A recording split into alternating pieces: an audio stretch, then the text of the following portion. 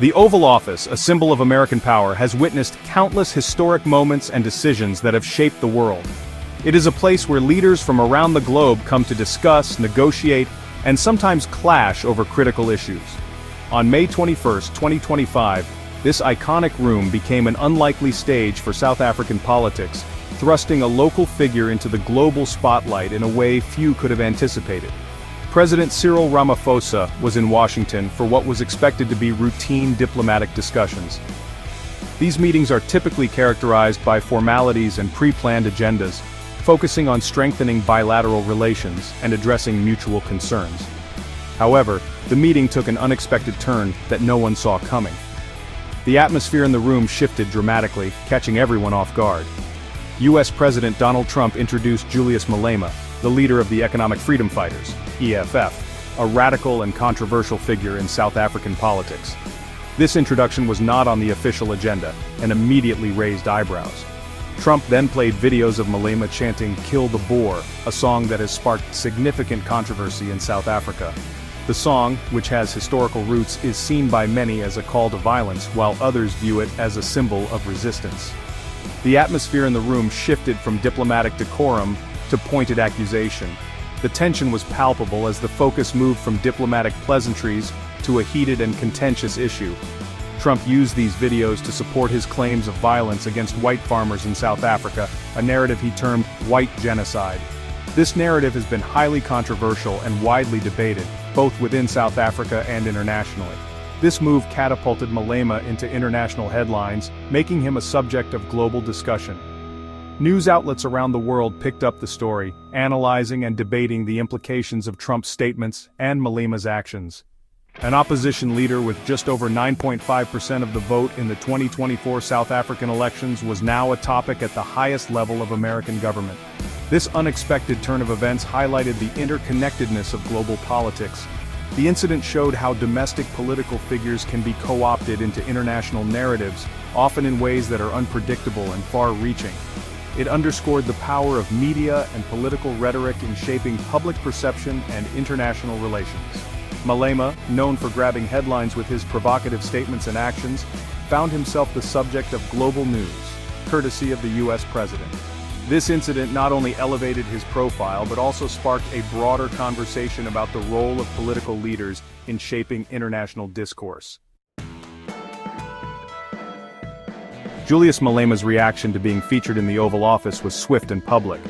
The moment he caught wind of the news, he knew he had to act fast. In today's digital age, speed is of the essence, and Malema is no stranger to the power of social media. He turned to X, the social media site formerly known as Twitter, for an immediate response. With a few taps on his phone, he crafted a message that would soon capture the attention of millions. His post was a blend of mockery and defiance, implying that even the U.S. president acknowledged his influence. The tweet was laced with humor, yet carried a serious undertone, showcasing his ability to mix wit with political savvy. Malema's message went viral, sparking a flurry of shares, comments, and news articles. The digital world buzzed with activity as his followers rallied behind him, amplifying his voice across the platform. Supporters lauded his audacity, while detractors saw it as irresponsible. The polarized reactions only fueled the conversation, making Malema a trending topic. Regardless, Malema dominated the news cycle, shaping the narrative. News outlets couldn't ignore the story, and his name was on everyone's lips. His quick response ensured he was an active participant in the discussion. By engaging directly with his audience, he maintained control over the narrative and kept the momentum going. This adept use of social media was a calculated move to seize control of the narrative. Malema's team likely strategized every word, knowing the impact it would have. By responding quickly, he framed the Oval Office incident as an affirmation of his political impact. He turned what could have been a fleeting mention into a significant political statement. It was a demonstration of his unshakable confidence and ability to command global attention. Malema's swift and strategic use of social media showcased his prowess in modern political communication, ensuring his message resonated far and wide. The Oval Office meeting thrust Julius Malema onto the international stage. Major news organizations worldwide picked up the story. This surge in attention amplified Malema's voice and the visibility of the EFF.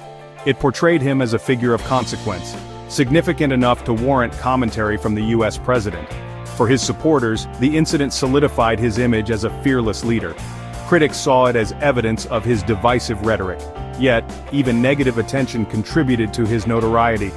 The episode ensured Malema remained in the public eye, a critical objective for any political leader. The international furore provided him with renewed relevance, ensuring his name and agenda were discussed globally. Trump's focus on Malema included several inaccurate assertions. He questioned why Malema hadn't been arrested for his rhetoric, particularly the song "Kill the Boer." Trump inaccurately claimed officials were leading such chants, conflating Malema with the South African state. Malema is an opposition leader, not a government official. Trump's central claim of a white genocide in South Africa has been widely debunked. Misleading visual evidence further marred Trump's presentation. These instances highlight a pattern of disinformation aimed at supporting a preconceived narrative. To understand Malema's Oval Office moment, one must grasp the EFF's stance. Founded in 2013, the EFF is a radical left-wing anti-capitalist movement. Its core tenets include land expropriation without compensation and nationalization of mines and banks. The EFF's identity is intertwined with Pan-Africanism and revolutionary rhetoric. Malema's leadership style defines the party's public persona. The EFF's confrontational tactics reflect Malema's history of activism. In the 2024 elections, the EFF secured just over 9.5% of the vote.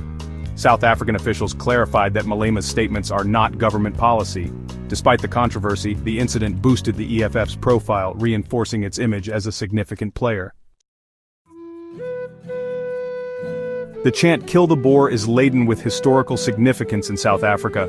It has roots in the anti-apartheid struggle, symbolizing the oppressive system. South African courts have ruled it as political expression protected under freedom of speech.